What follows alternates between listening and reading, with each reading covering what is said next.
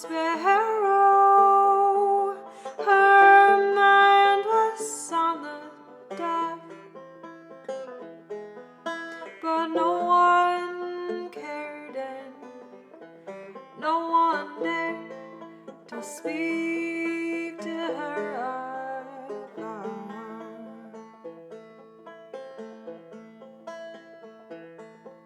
Her eyes are always hooded, her claws are sharp as steel.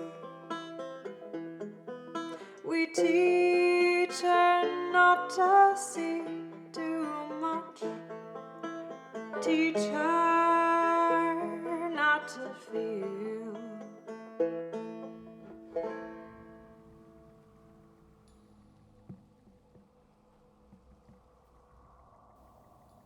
So, it's been a moment or two, hasn't it? Sorry about that. Like I said, I lost them for a moment, but now I've found them, and let's get you all caught up on what they've been doing. Our boys arrived in Enosh. The wall is down, and the ocean came rushing in. Kian's old gang, the Wandering Winds, were there to help the peoples of Enosh as best they could. They all seemed happy to see him. Well, all except one Lysandriel, or Lizzie, the leader of the group, with Lachlan and Ophelia off and away. Is the carriage outside of town? Well, Ingrid sighs loudly. There's not really a town anymore, so it's not outside. What? I'm confronted with what we've done, you know? Hey. But enough about them, there was an island to save. How'd it happen? How'd the ocean start its flood? Yeah, it's good to see you. So, is this our fault? That's the question, isn't it? Could it be because our boys destroyed that wall? Anyways, Mela reported finding a strange place out in the trees. A lake, placid, calm, and free of the dangerous aura of the lands. A place of refuge for a short time while a solution was found. Getting there is the trouble, though. The boys parted ways as Henry rode all the way up to Dawning to appeal to the Guardian to open the gates for Enosh. Meanwhile, a new friend joined the group down south. Help yourself, eat up. I'll bring some cooking supplies with me as well. And, I'm excited to get to know you all, even though the circumstances are not the best. Oh, and I ought to mention, before they set off, Kian found Lachlan through Marigold's eyes, left him a terribly kind letter, and promised to leave him be from then on out. If you give a call, I'll come running. Doesn't matter how far. So, until we meet again, yours, Kian. And then our boys and Winnie went out into the danger of the woods to find the safe haven. They found danger first, or it found them. Explain a bit more what did it look I'm like? trying to get there. Sorry, it's just a little unsettling.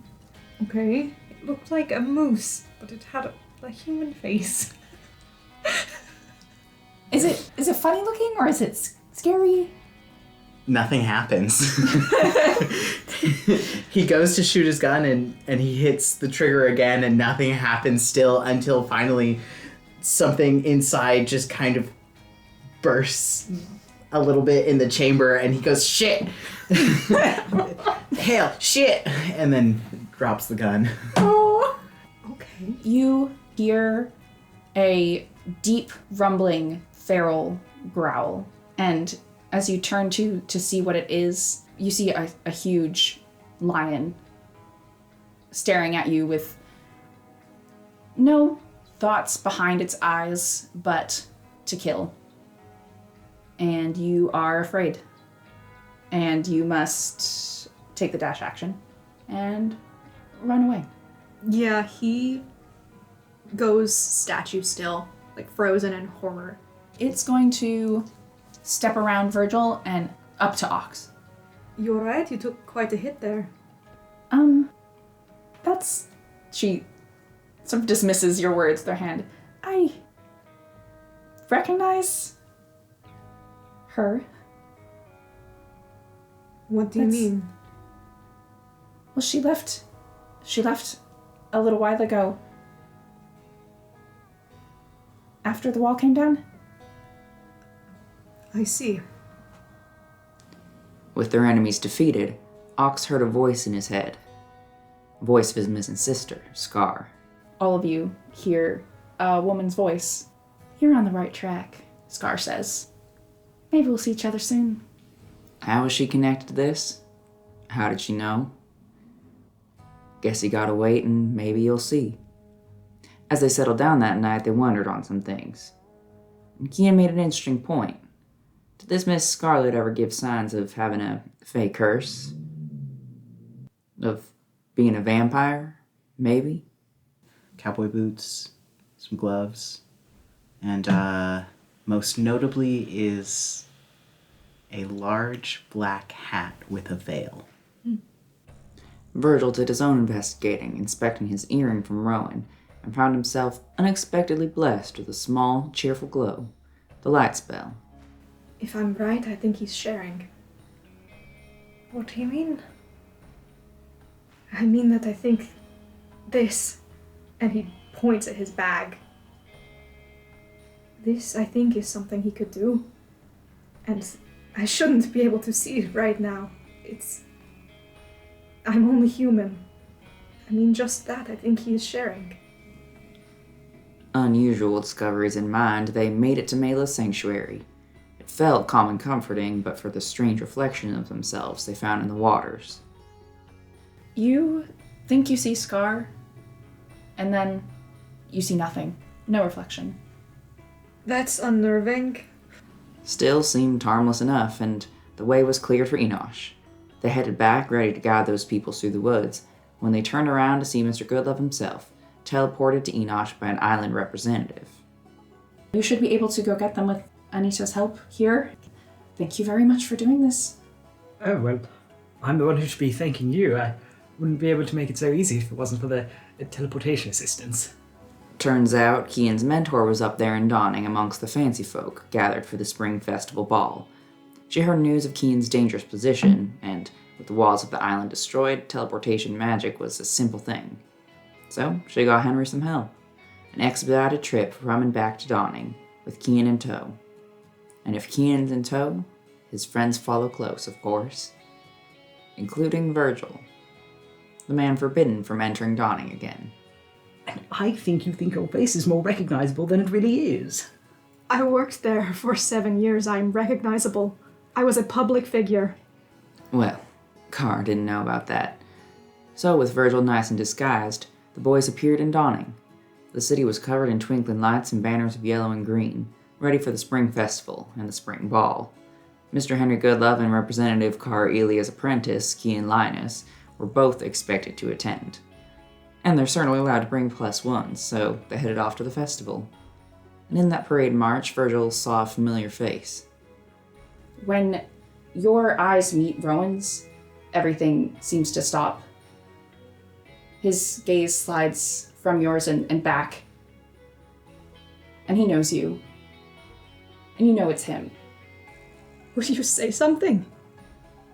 You just hear whispered back, "Stop it." I think he casts one last message. You know I'm not going to give up that easy. You don't hear anything back. That's okay. Rowan Sterling ignored the voice in his head and headed up on stage where he stood beside the commander of the Phoenix Island himself, Commander-in-Chief Taryn Nevane. Every year we gather beneath her and bless the forthcoming spring. As the world turns to light and warmth, we turn with it. And never since the downfall have we had the power to turn with it together. We are honored this year to have new company with the old as we greet a new season and new era. The ley lines that connect us are tenuous but true. Let us build upon them and strengthen our bond. But don't you worry, Virgil meant what he said.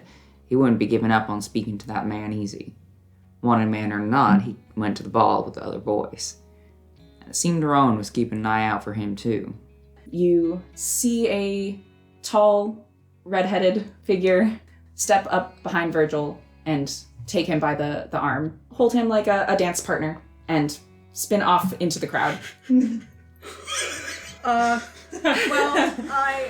Bye. Rowan Sterling was mighty confused as to why Virgil was there, why he would risk his life to see him, after the things he'd done. But it wasn't the time or place for that kind of talk.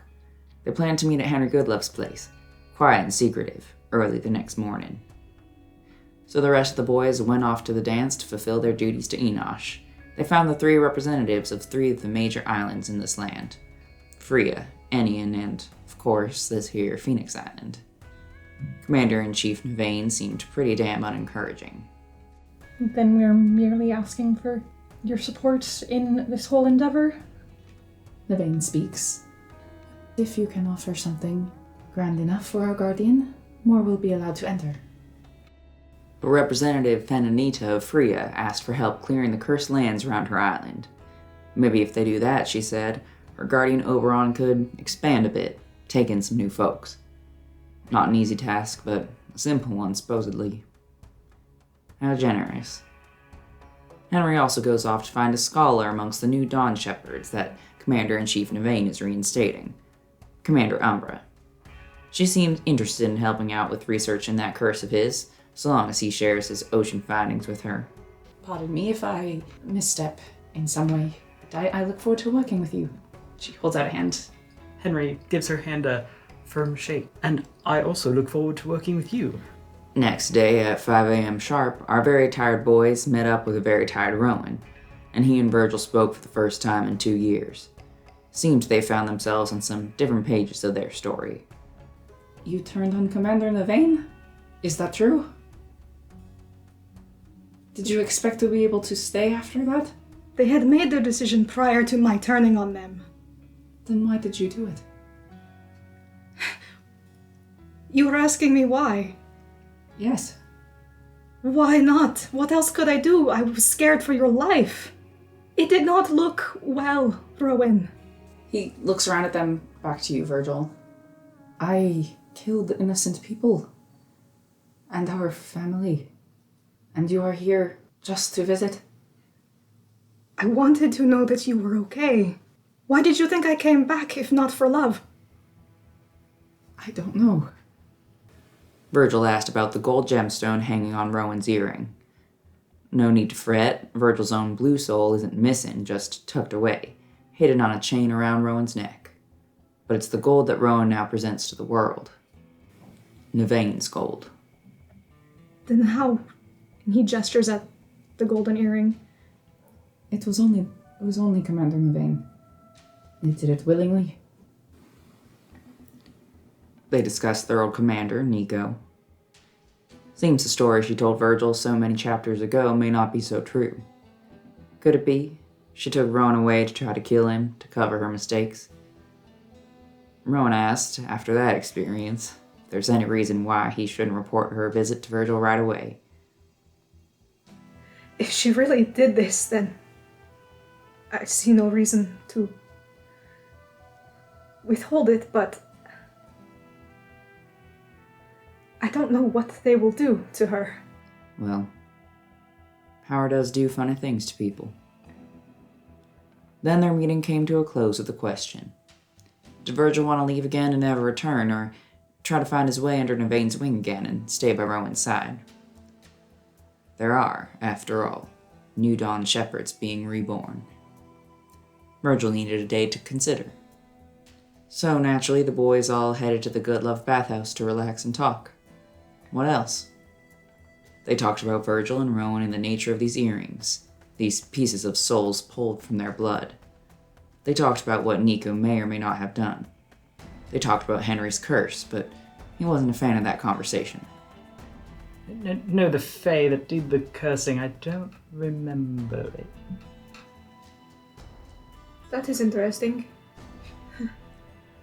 You remember where it happened? Outside of somewhere. You know, I'm feeling a little exposed right now. Maybe we could put some clothes back on. And be, I haven't done a lot of bathing. Maybe we should scrub down first, and then we can proceed with other matters that are at hand today. They filled the rest of their day taking care of their own business. Kian went to tell his mentor Cara Elia some important little updates to his life, things she missed in his past 7 years. like being cursed with the bite of a vampire, like walking down a new career path. You don't want to go back home. Represent Rasul with me. Always wanted to kind of work a smaller scale and do it if I had to. Right.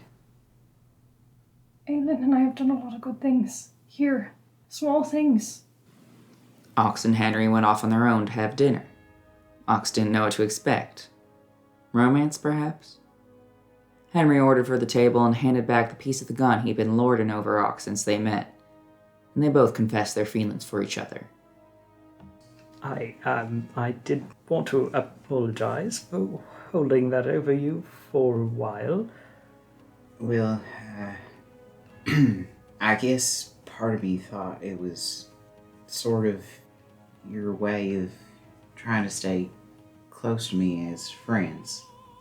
Sort of in a rivalry way, but not really. Henry's face is more orange than yellow. And finally, Virgil came to his decision. He wanted to stay. With Rowan. With the new Dawn Shepherds. I'll be honest with you folks, I wasn't surprised. That's not how I felt. I was miserable when I was gone. And before I met you. Did you know I did not have a single friend before I came here? I do not wish to be alone in the world again. So then it was time for Virgil to go to the Phoenix grounds and beg for another chance from Commander-in-Chief Navain, with his new friends behind him for support. Mr. Henry Goodlove didn't seem to realize just how determined Virgil was to stay, no matter the demands. He tried to take a stand by leaving, and in defiant support for his friend, he went against him, and found himself headed off alone. He just slowly nods, glances back.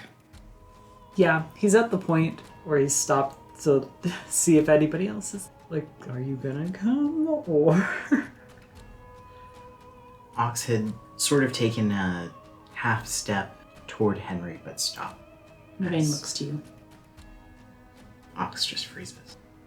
We can offer you a place to stay, some time to prepare. Kian looks questioningly at both Ox and Henry. He hasn't made a move to leave. He kind of raises a brow. Ox's body language looks like he's trying to be sort of a bridge between Henry's hesitance at the door and the group.